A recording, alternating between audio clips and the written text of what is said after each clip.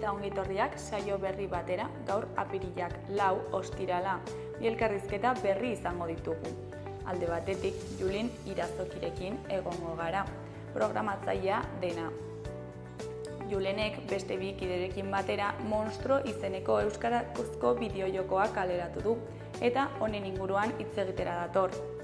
Eta beste alde batetik, Xabier eta Carlosekin egongo gara, Eusko irakaskuntzako kideak direnak.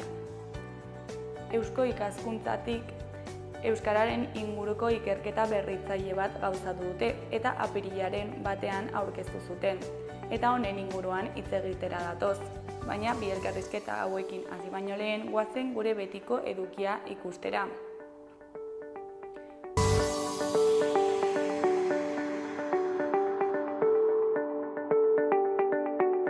Goazen gaurko efemerideekin. Gaurko egun batean, 1926ko apirilaren 4ean, haurrentzako euskarazko lehen komikia iragarri zuen Argia Astekariak, Txistu izenburuarekin. Urte batzuk geroago, 1937ko apirilaren 4an, Otxandio tropa frankisten eskuetan erori zen. Martxoaren 31an hasi zuten erasoa, Mola generalaren aginduz. Bere asmoa Otxandiotik eta Ondarroatik Asturiasera hedatzen zen iparraldeko frontea suntsitzea zen. Egun berean baina 1940an, Gurseko konzentrazio eremura lehen euskaldunak iritsi ziren. 1936ko gerratik ihes joan ziren Hego Euskal Herriko errefuxiatuentzat sortu zuten Okzitanian, naiz gerora beste lekuetako jendea ere bertan izan zuten. Harrera leku gisa sortu arren konzentrazio esparru bihurtu zuten, 6.000 euskaldun izan zituzten bertan egoera negargarrian.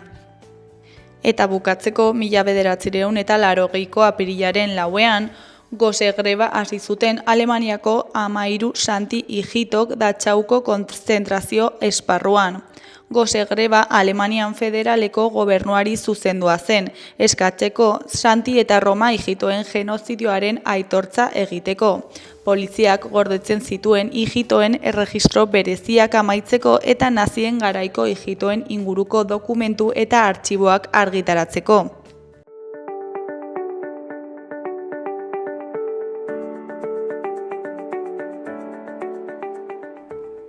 Gaurko eta asteburuko agenda errepasatuko dugu orain. Ostiralean, Tok eta Tatxers taldeen kontzertua egongo da Atarrabiako Totem aretoan.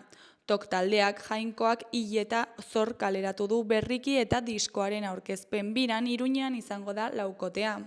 Tatxers taldearekin batera egongo dira Totemeko oholtzara, arratsaldeko 8etan.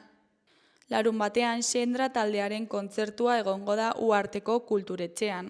Xendra taldeak bihia diskoa kaleratu berri du eta Uharteko kulturetxean aurkeztuko dute kontzertuan. Arratsaldeko 8etan izango da.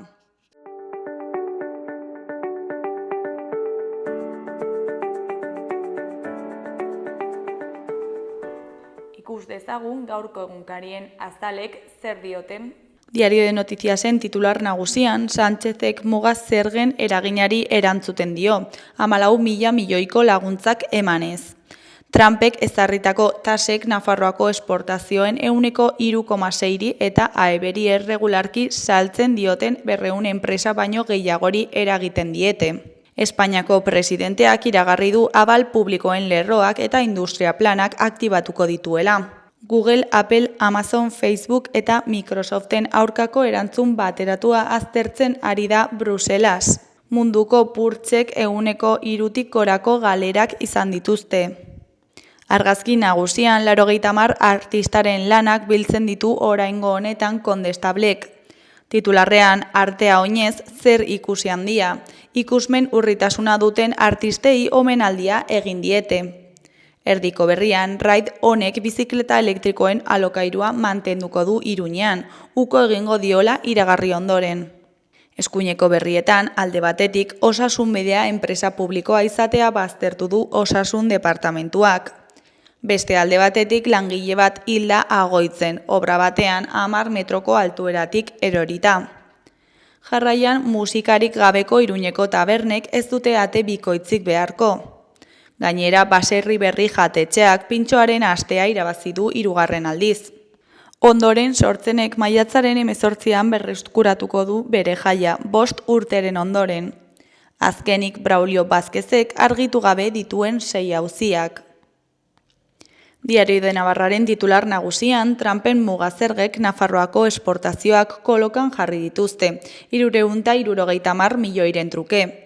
Sánchezek 14.100 milioiko neurri sorta iragarri du eraginako sektoreentzat. Beherakada orokorrak munduko burtsetan, baina Espainiarrak hobeto eusten dio.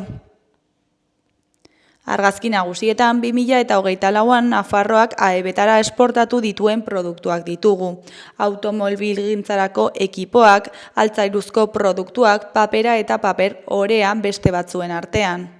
Eskuineko berrietan, alde batetik Agoizko obra batean 10 metrotik erori ondoren hil zen. Beste alde batetik Iruñeko bizikleta elektrikoak alokatzeko zerbitzua arriskuan dago. Amaitzeko, Valentziako enpresa bat bilatu hartako Teneriasekin geratu da. Gararen titular nagusian, EB Trumpek irekitako gerra komertzialaren aurrean erantzuteko prestatzen ari da. Donald Trumpek iragarritako mugazerga berriek erreakzio oholdea piztu dute mundu osoan. EBko herrialdeetatik hasi eta Asiako potentzietaraino merkataritza mehatxuari erantzuteko lanean ari dira. Argazki nagusian Alba Menendez eta Ester Arrojeria ditugu. Titularrean Menendez eta Arrojeria bi kapitainen agurra. Alba Menendezek eta Ester Arrojeriak eskubaloi profesionala utziko dute sasoi bukaeran eta bera-beran hutsune erraldoia utziko dute. Erdiko berrietan, alde batetik Hungaria nazioarteko justizietatik bereizi da eta Netanyahu hartu du. Beste alde batetik EAen egindako 74 eutanasia eskaeretatik 59 egin dira. Goiko berrian bezaldua eta iesnaolaren analisia dugu. Galdera ez da zergatik zertarako baizik izenburupean, Trumpen arantzelei erreferentzia eginez. Beheko berrietan batetik Omar Frailek bizikleta eskekiko du ikasturte amaieran, 3 handietan arrakasta lortu ondoren. Bestetik Miren Arzaiuz pres agertu da Urdaibairen auzian entzuteko. Bukatzeko behatokiak ohartarazi du hizkuntza eskubideen urraketa betikotzeko arriskua dagoela. Berria egunkariaren titular nagusian AEBen muga zergei erantzuteko prest dago Europako batasuna, baina ez du baztertu negoziatzea. Trumpek abiarazi duen merkataritza gerraren aurrean zuhur agertu dira oraingoz beste ekonomia nagusiak. Argazki nagusian, Euskal Herrian euskaraz taldeko kideak diren Intza Gurrutxaga eta Gorka Torre ditugu. Hauen hitzetan, karrikara atera behar dugu eta mahai gainean euskara lehentasunezko gaia izatea lortu. Beheko albistean, Euskaldunen hizkuntz eskubideen urraketak desnaturalizatzeko eskatu du behatokiak. Goikoan, Ester Arrojeria eta Alba Menendez beraberako kapitainek erretiroa hartuko dute. Eskuineko berrietan, alde batetik Hungariak nazioarteko zigor auzitegia utzi du, Netanyahuren bisita jasotzearekin bat. Beste alde batetik Urdaibaiko museoaren aferan entzuteko zabalik dagoela adierazi du Miren Arzaiuzek. Jarraian, garraio publikoa doan izango da 14 urtekoentzat Araba, Bizkai eta Gipuzkoan. Amaitzeko langile bat hilda Agoitzen eraikin batetik erorita. Euskal Herri Irratiaren titular nagusian behatokiko Agurne Gaubekaren hitzetan, hizkuntza eskubideen egoera ez da hobetu eta kasu batzuetan atzera egiten ari gara. 2024an hizkuntza eskubideekiko izan ziren hutsuneen gaineko irakurketa mahai gaineratu du behatokiak. Euskararen telefonoan jasotako intzidentziak biltzen dituen txostenaren aurkezpenean. Jasotako kexak egunero euskaraz bizitzen saiatzerakoan herritarrek bizitako egoera eta oztopoen isla txiki bat baino ez dira, azaldu du Agurne Gaubekak behatokiko zuzendariak. Eskuineko berrietan, goikoan, Labasareak ostalaritza formakuntza eskainiko du, kontratatzeko konpromisoarekin eta euskaraz. Ikastaroa euskaraz izanen da eta helburua Gazteluko plazan izanen duen ostalaritza proiektu berrian lan eginen duen taldea prestatzea da. Apirilaren 28tik ekainaren 30 bitartean 220 ordu iraungo du eta izan ematea zabalik dagoia da. Behekoan Ane Labaka idazlearen hitzetan, ama alaba baten arteko inkomunikazioaren istorioa da Murmur. Nafarroako liburu denden saria irabazi duen Ane Labakaren eta Raquel Samierren helduentzako liburu ilustratuak itoitzeko erresistentzia borrokara darama irakurleak.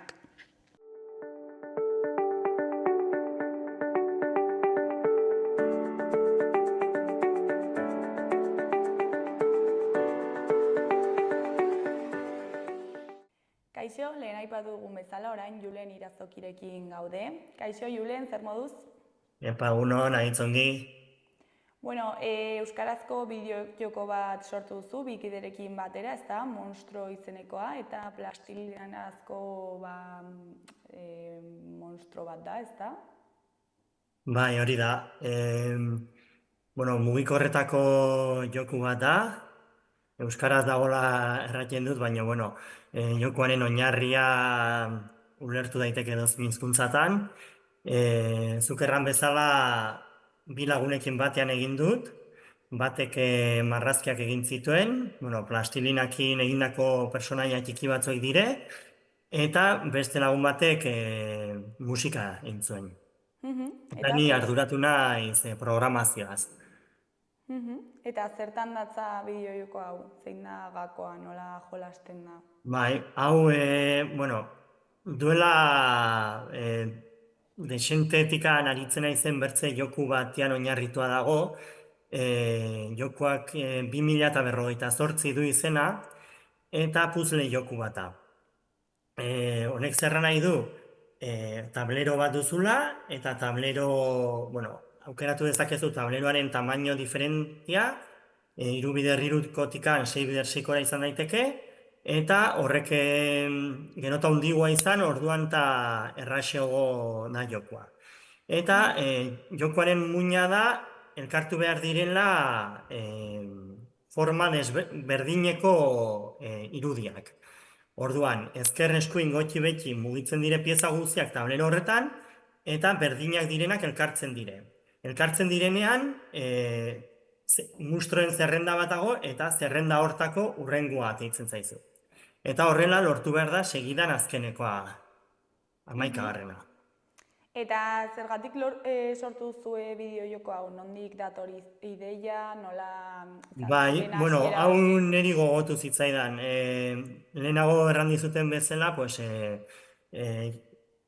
aspalditkan jostatzen nintzen 2008 izeneko joku batera, oinarrian berdina da, nik egin dutanaren iguala, bakarkan zenbakiekin dela.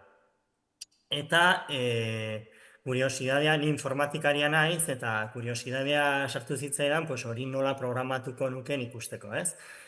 Eta hortikan hasi nintzen, jokua programatu nuen zenbakiekin lehenbiziko, eta bigarren pauso izan duzen, atseginago egiteko edo, zergatkan ez irudien bidez marrazkiak sartzea, ez? Eta nik neronek fruta sorta bat margotu eta horiek sartu nituen jokoan. Ni ez naiz marrazkilaria eta utre xamar gelditu zen momentuan jokoa, eta pentsatu nuen, baditut lagunak marrazkilariak direnak eta komentatuko dieta, bakarren bat animatzen den jokoari buelta bat eman eta pixko bat itxura politagoa ematxera, ez?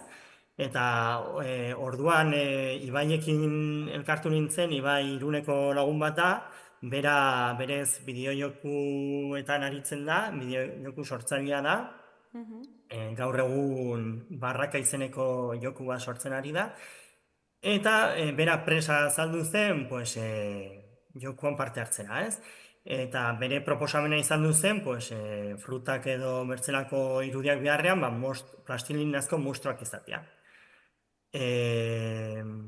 Ikusi nuen emaitza zein zen, eta printzipioz musika nik egin nahi nion, baina hainen txukuna ikusi nuen berak egindako lana, pentsatu nuela profesional batek egin behar zuela musika ere bai. Eta horre, joan den duela 2 urte ezagutu nuen Mikel, hau ere bideojokoentzako musika egitetik bizi da, eta berari eskatzea gogotu zitzaidan. Eta horrela zen, hori izan duen pixkoa prozesua. Eta ja, Ibaik eta Mikelek materiala bidali ondotik, nik dena elkartu nuen, eta ateri nuen Androidentzako eta iPhoneentzako jokua. Osea, modu batean esperimentu moduko bat izan zen, ez? Bai, bueno, nik informatika ikasi nuen, eta bideojokoak betitik gustatu izan du zaizkit. Orduan, ematen du lotura logiko bat dagoela horrez. Beti bilina pixko bat experimentatzen edo proba simpleak egiten, baina behin ere ez dut sobera serio hartu. Bueno, joku hau ere denbora librean egina da, zenik badut aparte nire lana, baina zailena orako kasutan izaten da hasi eta bukatzen den zerbait egitea. Hau da, hainitz polita izaten da idea bat izatea, horrekin hastea, bino lanan euneko handi bat joaten da justuan joku hori bukatzen edo azkeneko fasetan, ez? Eta nahiko ohikoa izaten omen da hasi duzun prozesu hori erdibidean ustekoa. Eta gertatu izan zaizu aurretik bideojoko bat hasi eta erdizka geratzea? Bai, bueno, egin izan du ditut proba pila bat, eta segiduan nekatu, eta ez antzinera eramen, edo oso proba tontoak izan dire, eta igual laguneri erakusteko modukoa, baina inora ez zirenak joaki. Ez zutela joku oso baten forma. Igual experimentatzen nuen mekanika batekin edo gauza txikiekin, baina inoiz ere ez hasi eta bukatu ziteken joku batekin. Orduan, duela pare bat urte egin zuten lehenbiziko Euskal Game Jam. Ez dakit bakizuen zer den Game Jam bat. Ez esplikatuko dut. Ez, Game Jam bat da bueno, azkeneko urtetan desente antolatzen dire, eta Game Erauntxi elkartetikan proposatu zuten euskarazko Game Jam bat egitea. Zer egiten da? Ematen da epe muga bat, adibidez, Euskal Game Jama asteburu batean egin beharrekoa da, eta hasi baino lehenego gai bat ematen dizute. Eta orduan, helburua da, asteburu horretan, eman dizuten gai horrekin zerikusia duen joku bat sortzea. Ni duela pare bat urte apuntatu nintzen, bakarrikan apuntatu nintzen, eta bertan ni bezala apuntatu ziren bertze batzuekin juntatu nintzen, eta egin genuen 5 personako taldia. 3 diseinatzaile zeuden, musikari bat, Mikel, orain Mustro lanean ibili dena, eta ni, programatzaile bezala. Lehenbiziko aldia nuen olako esperientzia batean, egia erran nahiko gogorra izaten da, eta asteburu batean ideia bat gauzatzea eta jolasteko moduko prototipo bat ateitzea ez da broma, gau pasa behar izan du nuen, batez ere 3 marrazkilari nituen atzetik, kriston material polita ematen, eta nik ez banuen joku ateitzen, hori ez ere zean gelditzea bezala da, ez? Eta ardura desentekoa izan du zen. Eta hori izan duzen pixko bat, nire buruari jarri nion erronketako bat, eta jokatzen alden lehenbiziko jokua konsideratzen dut. Nirea, nahiz eta prototipo mailakoa izan, baina bueno. Eta hori zen. Eta horrek albidetu zian nire bai, jendea ezagutzea. Adibidez, hori erran bezala musikaria edo, bueno, bertzen marrazkilari batzuk ere bai. Eta joku hau konkretuki zenbat kostatu zaizue gauzatzea? Claro, ez da nire lana hobi bezala egin dut, orduan atxaldetan dedikatu dio denbora. Hala, hotzean pentsatuta erranen nizuke ontara dedikatuta igual hilabete pare batean ateitzeko moduko jokoa dela. Bakarrikan nire egondu nahi zela jaitxoan urte bat. Ze ez nuen hasieratik pentsatua argitaratzea. Orduan, pixko bat bidea egiten joan naiz. Ez dute, ez nuen hasieratik estrukturatu, pues honek egingo dizkit marrazkiak horrela izanen da, ateiko dut ez dakit ze datatarako, musika honek egingo dit, ez, sobre la marcha, pentsatzen ikusita, pues gero eta emaitza politagoa zela, ba, azkenean erabaki nuen publikatzea eta horrek eraman hau. Bai. Inolako prisarik gabe, oinxen, urte bat, guti beti. Eta zergatik erabaki duzu azkenean euskaraz egitea? Osea, ez dakit bakarrik euskaraz dago eta inglesez ere irakur daiteke.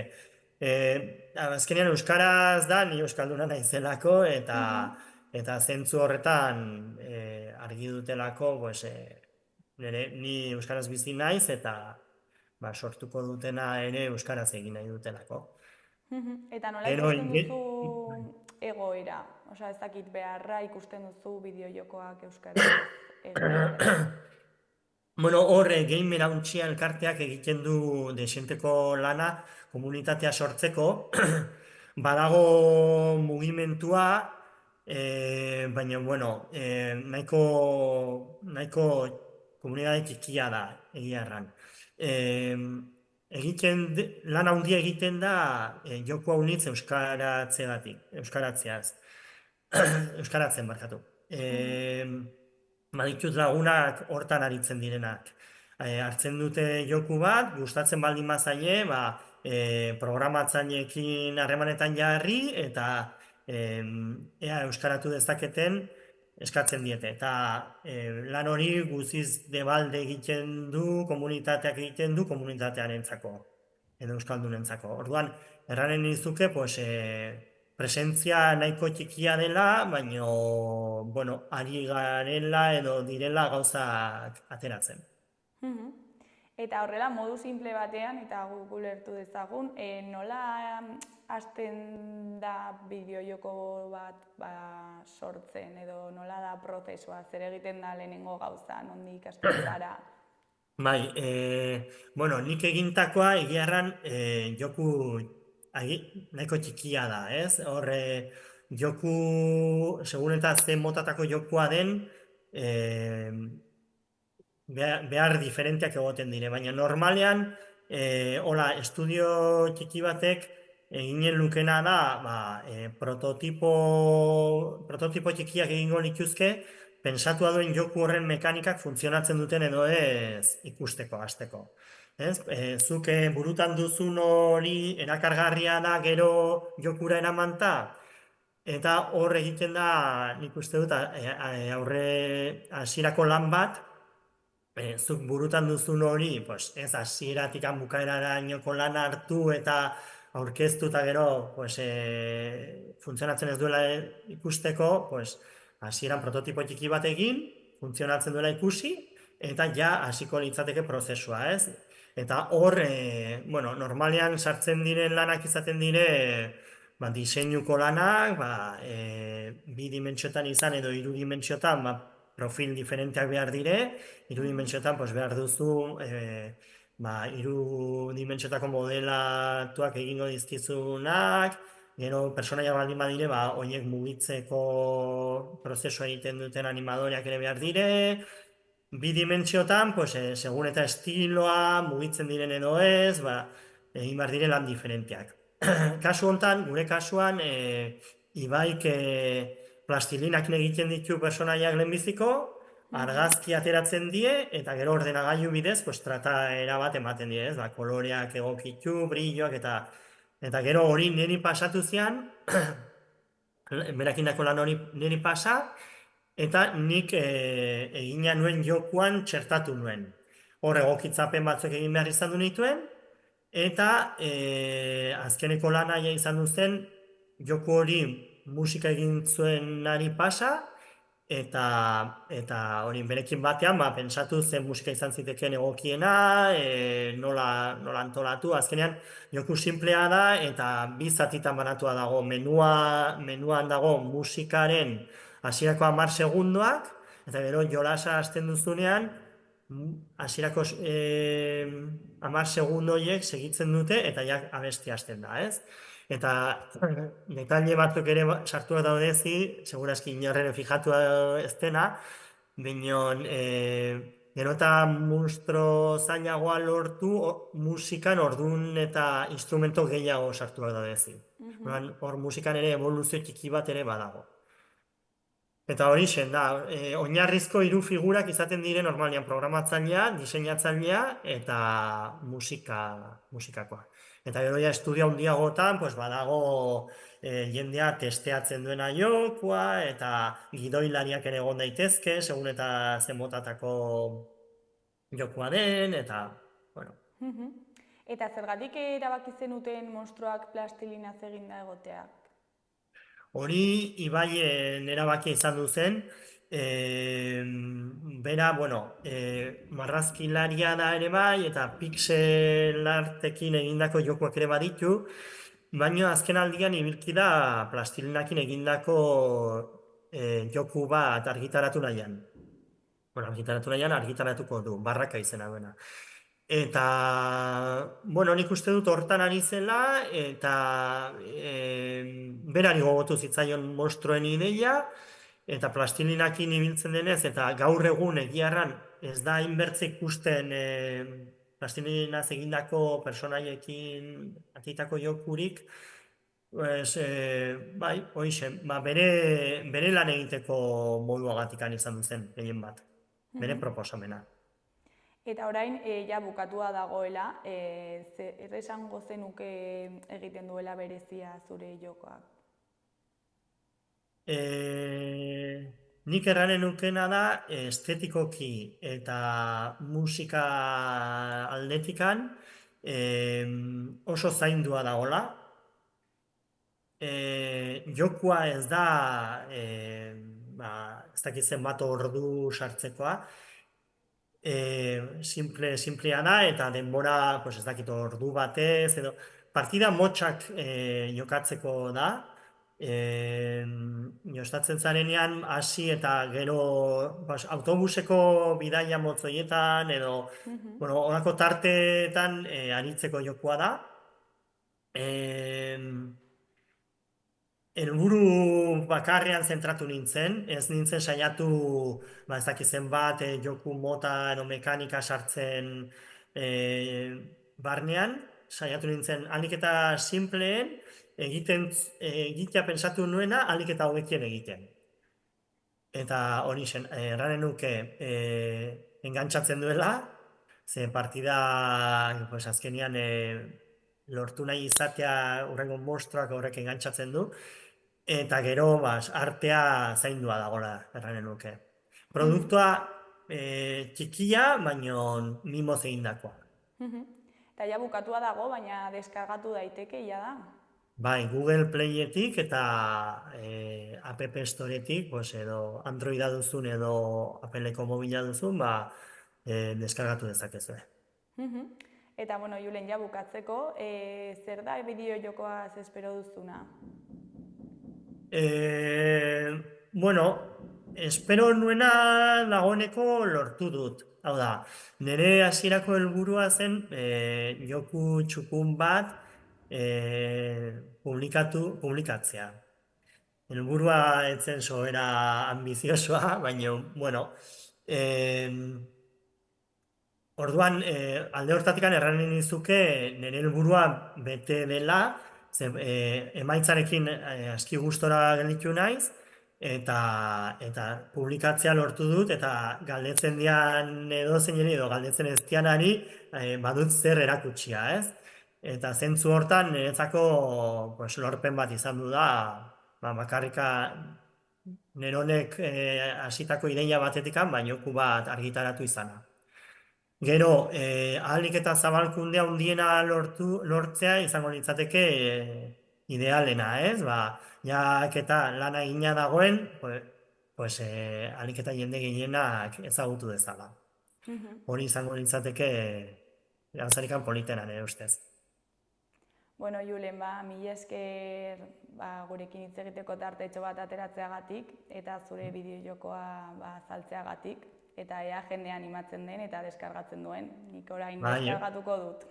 Ez dut aipatu, baino debaldekoa da eta ez dauka publizidaderik eta ezer ere, ez du interneta behar, orduan behin deskargatua dagoela, hortxen kontu dezakezu bizi osoko. Primeran, Mila esker zueri. Bueno, ondo segi, agor. Hala, hurrengo arte.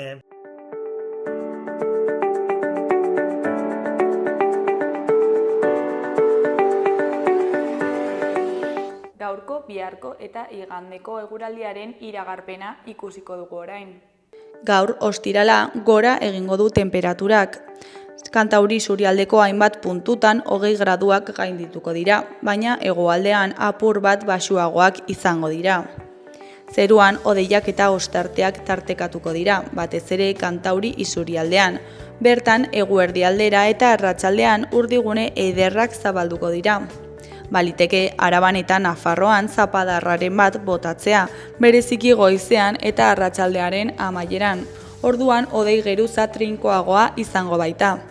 Baliteke iluntze aldera zaparrada trumoitzuren bat botatzea, bereziki Nafarroan. Haizea hego-ekialdetik sartuko da eta tarteka traba egingo du. Larun batean hodeiak eta ostarteak tartekatuko dira, baina arratsaldean behe hodeiak ugarituko dira. Eguna hegoaldeko eta hego-mendebaldeko haize zakarrarekin hasiko da eta epeletik jarraituko du giroak. Eguerditik aurrera haizea baretu egingo da eta iparraldetik finkatuko denez freskatze aldera egingo du.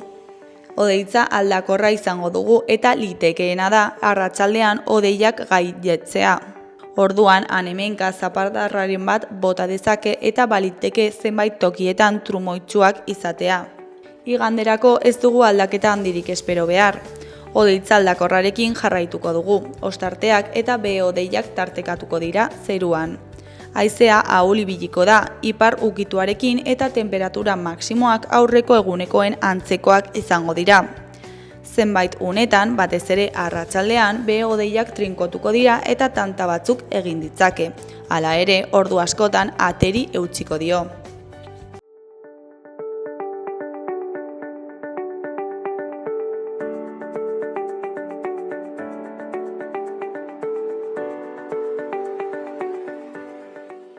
Kaixo, lehen aipatu dugun bezala, orain Eusko Ikaskuntzako kideak diren Xabir eta Carlosekin gaude. Kaixo, bikote, zer moduz? Kaixo, egunon, ongi.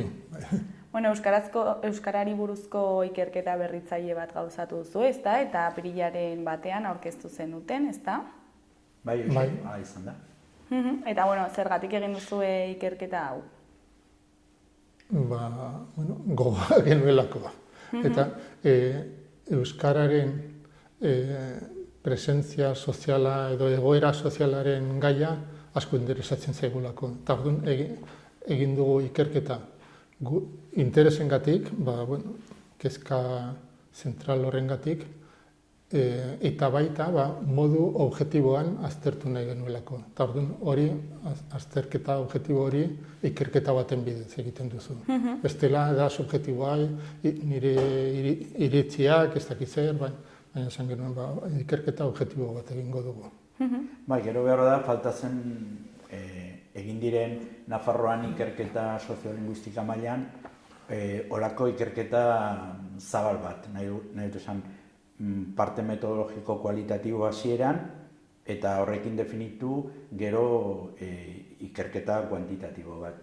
Eta orduan horrek ematen du ikuspegi oso zabala, pentsatu 2 urte egon garela ikerketa hau burutzeko, eta sartzen du perspektiba diferente, ez bakarrik metodologia aldetik eta helburu aldetik, baizik eta nola egiten diren eta nola egin diren azterketak, bai? Gero nahi bautzu aipatuko du hori, baino oso ikerketa berria esan dezakegu alde batetik eta bestetik potentzia metodologiko ikaragarriarekin egina. Gero sartuko gara ea nola egin duzuen ikerketa eta, baina ze aspektu jorratu dituzu edo, ze aspektu ikertu dituzu ikerketa honetan? Gai orokorra da euskararen sustapena nola egin onarpen sozialarekin. Hori izan da, gai orokorra, ez? Eta orduan, horretan, garrantzia handia eman diogu, erresonantziei. Hau da, erresonantziak, euskararen sustatzaileen aldetik ematen diren mezuak, ekintzak, funtzionatzeko moduak, estiloak eta bar, horiek konektatzen duten edo ez jendearekin. Eta konektatzen dutenean erresonantzia berri bat sortzen da eta aukerak sortzen dira kausa sozial horrek arrakasta izateko gizartean. Eta ez badu konektatzen edo gutxi konektatzen badu edo konektatzen badu bakarrik sektore batzuekin, ez da inbesteko erresonantziarik lortzen eta disonantziak ere agertu daitezke eta edozein kasutan arrakasta txikiagoa edo sektore batzuen artean bakarrik. Orduan, horregatik oso importantea zen guretzat gizarte osoa kontuan hartzea, ez bakarrik euskaldunak edo euskaltzaleak, baizik eta Nafarroko gizarte osoa. Eta denak berdintasunean aztertuta eta aintzat hartuta, haien errespetuz hartuta haien ikuspegiak. Eta nola moldatu zarete, ez dakit herritar guztiengan iritstarazteko? Eta ikerketa, ez dakit esparru guztietan egiteko, nola moldatu zarete? Bueno, hori batez ere diseinu metodologiko zabal batekin eginta.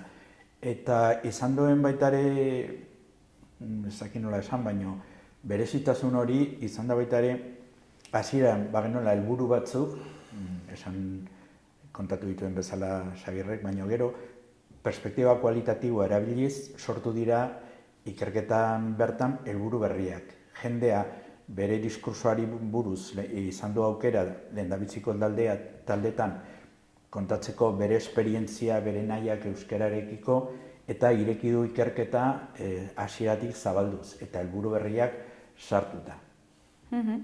Eta nork sustatu du ikerketa hau? Zuek sustatu zuen, baina ez dakite elkarlanan ibil zarete beste norbaitekin?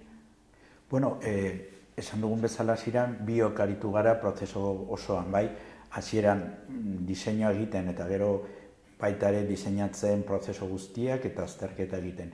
Gero bai noski kanpolana egiteko erabili dugu enpresa pare bat, bai diseinu kualitatiboan jendea ekartzeko egin dugun talde triangularretara eta gero noski egin da inkesta 900 pertsonei eta hori egiteko enpresa bat erabili dugu baita ere. Eta, bueno, lotura izan du edo sustapena egon da erakundeena, ez? Eusko Ikaskuntzarena eta Nafarroko gobernuarena, Euskara bidearen bidez. Osea, proiektua aurkeztu zenuten, ezta, edo ikerketa, eta haiek baliozkotu zuten. Bai, hala da. Eta orduan esan ziguten, bueno, aurrera egin ikerketa, autonomoak izan, independienteak izango zarete, objektibotasunaren bila joango zarete, eta edozer gauza aterata ere, hori izango da, ona errealitatea izango delako, ez? Eta orduan guk guztiz independentzia osoa izan dugu, hasieratik amaieraraino ikerketa ongi egiteko eta emaitzak egiazkoak ateratzeko. Eta hasieran, ikerketa egin baino lehen, markatu zen dituzten helburuak lortu dituzula uste duzue? Bai, ez bakarrik hori, esan dudan bezala, helburu gehiago eta informazio gehiago jaso dugu. Bagenun posibilitatea, pentsatu gainera, 2 urte osoak egon garela ikerketa egiten eta orduan hasierako helburuak eta hasierako hipotesis orokor bat bai genula, zehaztu dugu eginda, bai? Eta nolakoak izan dira 2 urte hauek? Politak eta intensoak. Lan handia egin dugu. Aldi berean, esker honekoa da, ez? Ikusten duzulako, lana badoala, fase bakoitzean oso gustora egoten zara, barruan sartuta, baina aldi berean oso neketsua.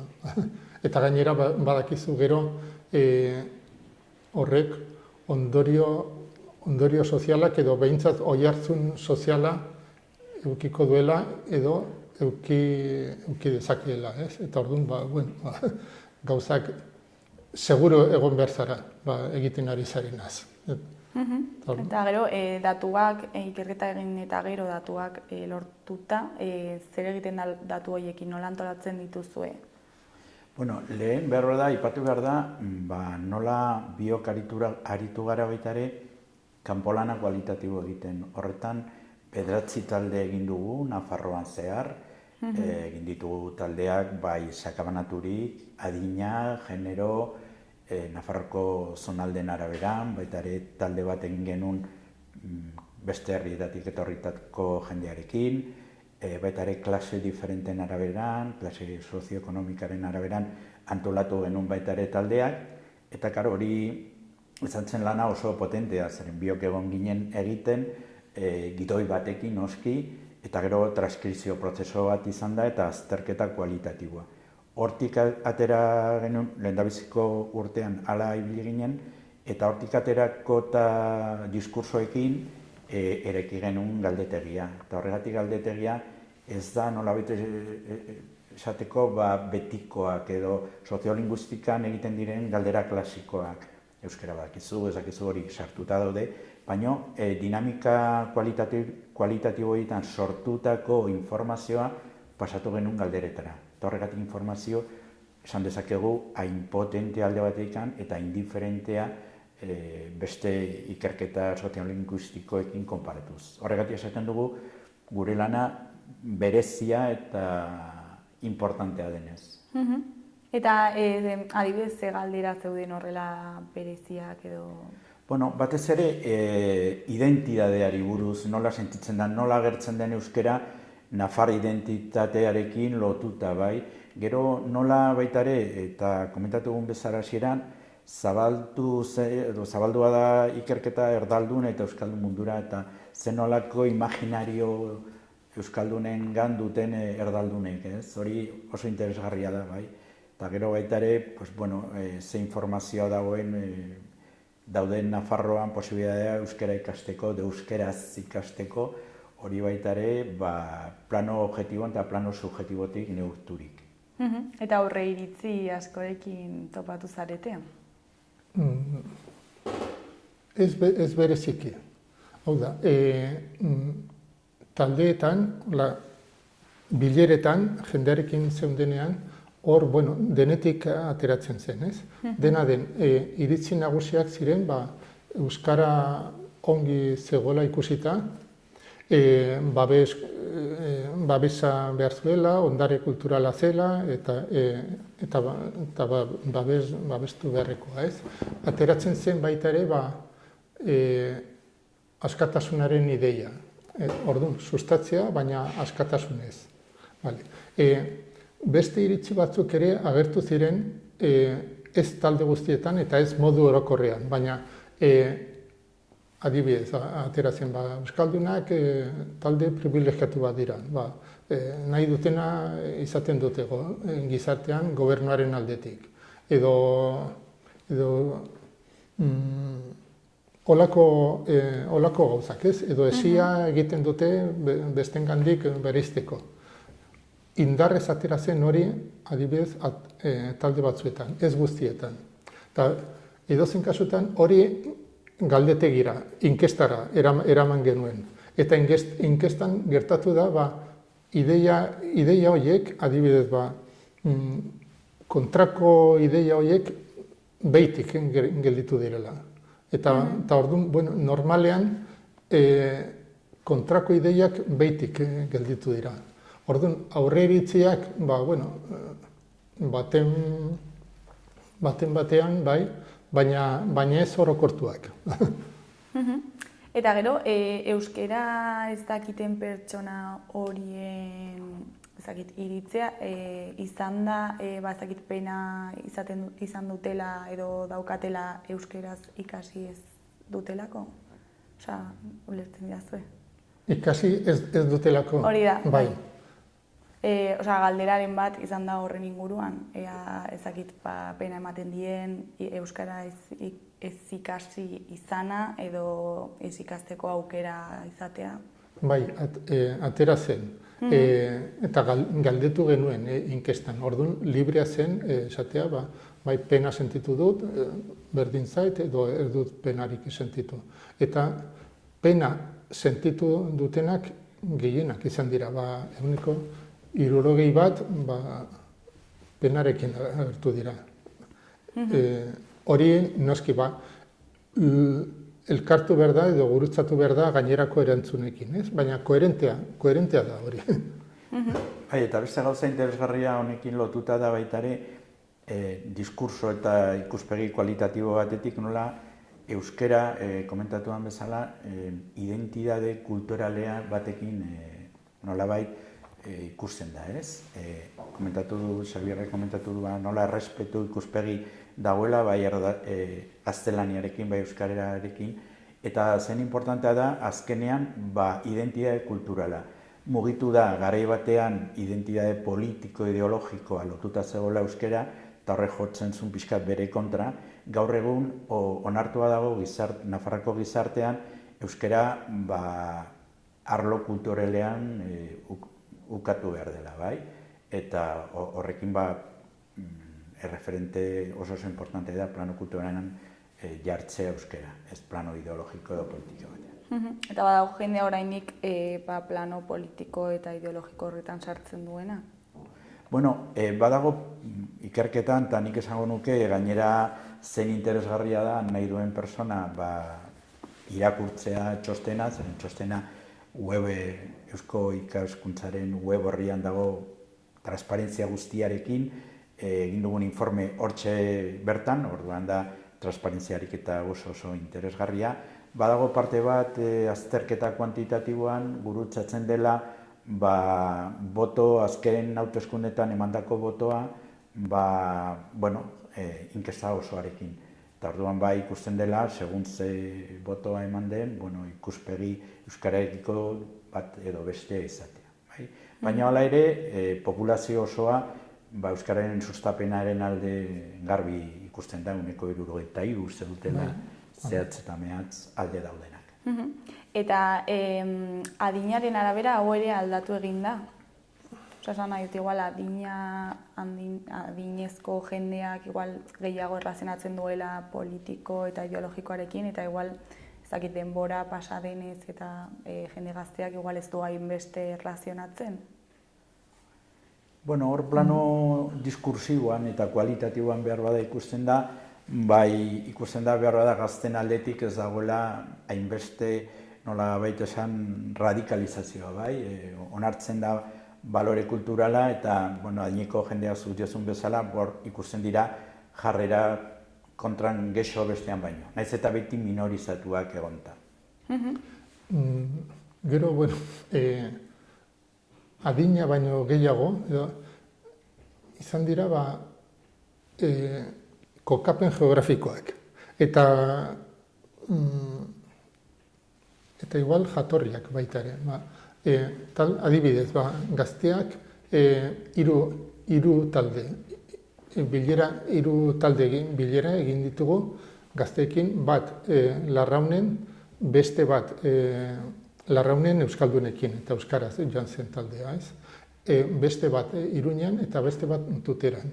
Eta orduan, edukiak zentzu ertxian, eduki nagusiak, igual hitzak antzekoak izan zitezkeen, ez guztiz antzekoak, baina doinuak guztiz desberdinak. Eta kokapena, gazte euskaldunak guztiz barrutik hitz egiten zuten euskarari buruz. Iruñeko taldean batzuek hurbiltasunarekin hitz egiten zuten, eta beste batzuek urrutiago, eta Tuterako taldean oso urrutitik. Edozein kasutan, denek esaten zuten euskara, balore bat da Nafarroko gizartean, eta nahi duenak egin dezala, eta gara dezala. Baina Tuterakoek modu batean esaten zuten hori, eta euskaldunek guztiz desberdinean. Igual tuterako jendea gehiago desbinkulatzen zen beraiekin ez doan gauza bat bezala.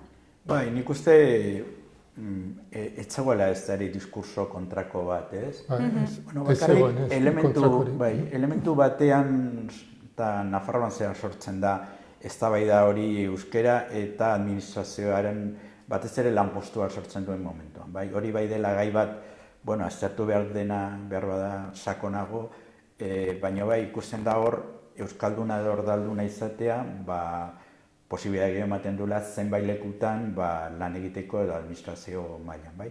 Eta hor sortzen zirela diskurso pixkat gogorragoak edo esanez, bai exigitu behar zela edo ez. Nahiz eta akordio bat transversalki esan dezakegu badagoela, zonalde euskaldunetan eta euskalduna dauden herrietan eta hirietan beharrezkoa dela administrazioa euskaldun lanpostua ateratzea. Eta gero, aurkitu dituzue ez dakit beste datu harrigarriren bat, esan duzuena, hau ez nuen espero? Datu bezala, harrigarriak izan dira aldekotasunaren portzentajeak, eta baita ere euskal komunitatearen edo euskaldunen komunitatearen referentzialtasun positiboa. Ez genituen espero, eta aldez aurretik iritzirik ere ez genuen, ez? Eta datuak ikusi genituenean esan genuen begira, ikerketa objektiboa izan da, baina aldi berean euskaldun bezala edo euskaltzale bezala gustagarria. Eta orain, datuak ditugula, zeintzuk izango litzateke ezakite euskararen indarguneak alde batetik eta beste batzuk ahulguneak?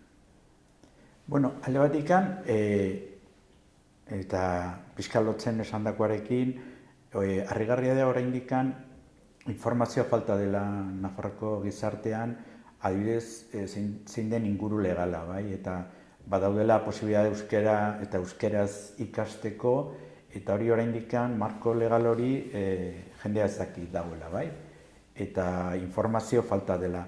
Eta beste elementu importantea da baita ere, gero eta etorkina gehiago daukagu Nafarroan, eta llegatzen diren bere seme-alabekin hezkuntza mailara, ez dute informazioa zen nolako aukerak dauden, ze eremu daude ikasteko, eta hor garbi ikusten dela, egin behar dela informazio zabaldu gehiago, batez ere familia horietan, edo kanpotik etortzen direnak.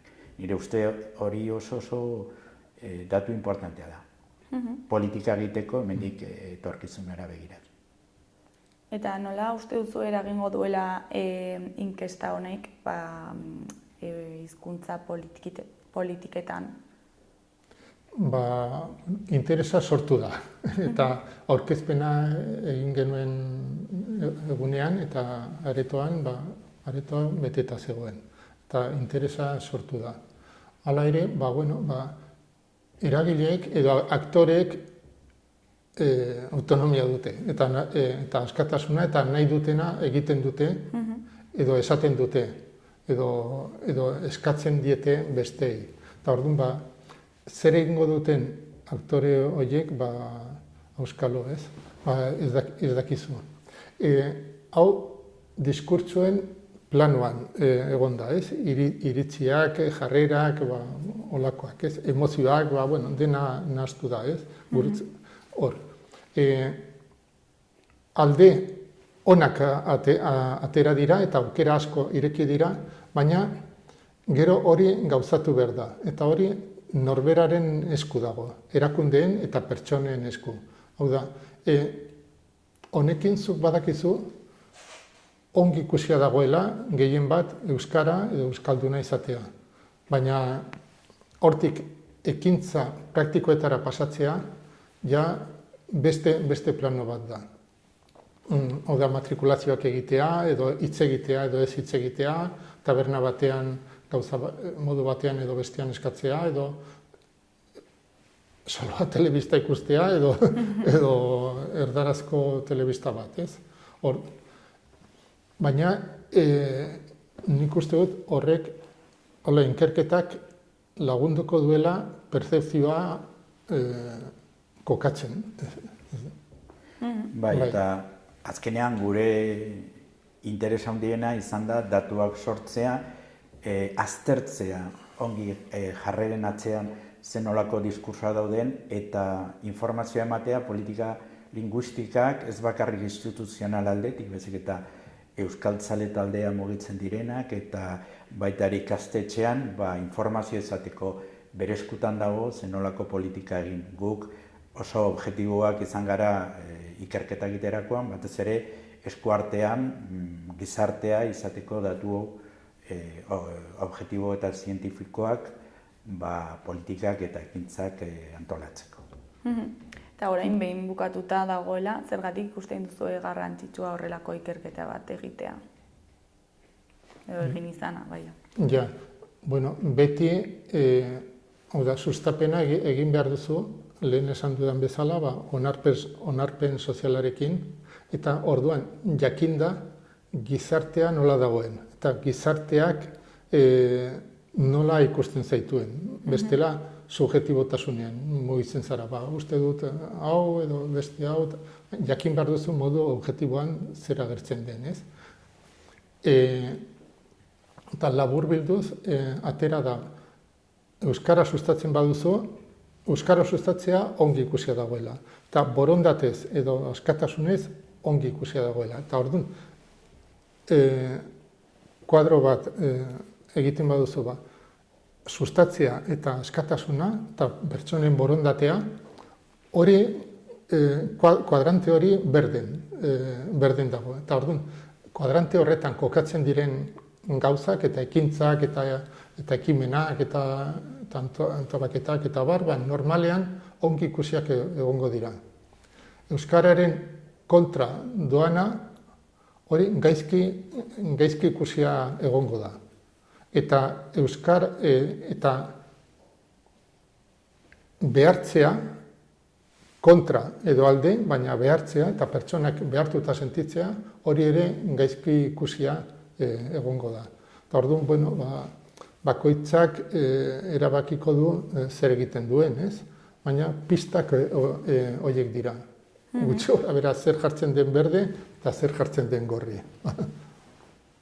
Bai, eta resonantzia positiboa lortzeko hor informazio asko dago, sensibilidade daudenak kontutan egiteko politikak, eta beste aldetik, pentsatzen dugu baita ere, badaude elementuak eta jendea eskatzen duela, parte hartze prozesu sortzeko. Behar bada, gatazkarik ez izateko, konbeni da aldaketa legalak egiterakoan, euskara arloan, badaudela metodologia parte hartzeko, jendearekin adostasunak lortzeko, eta behar bada, bide metodologiko berri bat hortikan baita ere irekitzeko, euskara tratatzeko zabaltasun horrekin eta resonantziak, disonantzia baino gehiago lortzeko. Eta, ja bukatzeko, zein izan da zuen balorazio orokorra, behin datuak ikusita, eta zer eragin espero duzu ikerketa honetaz? Gure balorazioa oso ona da. Gu oso gustora gelditu gara, modu objektiboan ikertzaile bezala, ez?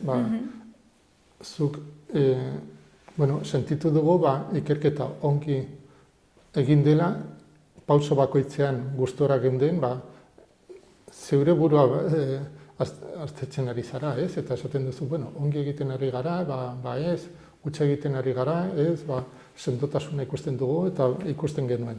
Eta dena amaituta baita ere konsistentzia handia ikusten duzu lanean. Bere fase desberdinen artean eta gero datu objektiboak agertu direnak baita ere konsistentzia handia kanpoko iturriekin edo beste azterketa batzuekin. Eta orduan, balorazio ona egiten dugu. Bai, eta izan dugun bide metodologikoa baligarria izan dela, eta baita ere, soziolinguistikoan eta Nafarroan egiten diren ikerketak hemendik aurrera, perspektiba kualitatibo hori zen importantea da, jendearen jarrerak ulertzeko eta diskursoak aztertu behar dira, eta horrekin gero erresagoa da ekintzak eta politikak egin esan dugun bezala. Lana guretzat izugarri izan da, 2 urte azkenean baino gehiago egon gara hor jotake, eta hor daude datuak, esan dudan bezala, hoberena da irakurtzea txostena zuzenki, transparentzia horrekin aritu garen bezala, hortxe daude datuak, eta bakoitza posible du bere ondorioak ateratzeko zuzenki. Eta bion artean oso gustura aritu gara. Bakoitzak bere sustraiak zituen eta bere jakintza arloak ez, eta batera guztiz osagarriak eta baterragarriak izan gara, eta oso gustura aritu gara. Hori ere garrantzitsua da. Bai, ala da. Hala da, oso importantea izan da, bai. Bueno, bikote, mila esker gurekin hitz egiteko tartetxo bat ateratzeagatik, eta zuen ikerketa hain ondo azaltzeagatik. Mila esker zuri eta zuei. Bale, ondo segi. Berdin.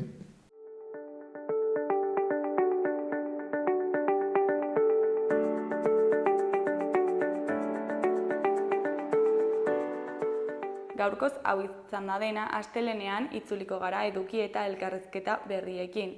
Asteburu oso ona pasa. Astelehena arte, agur!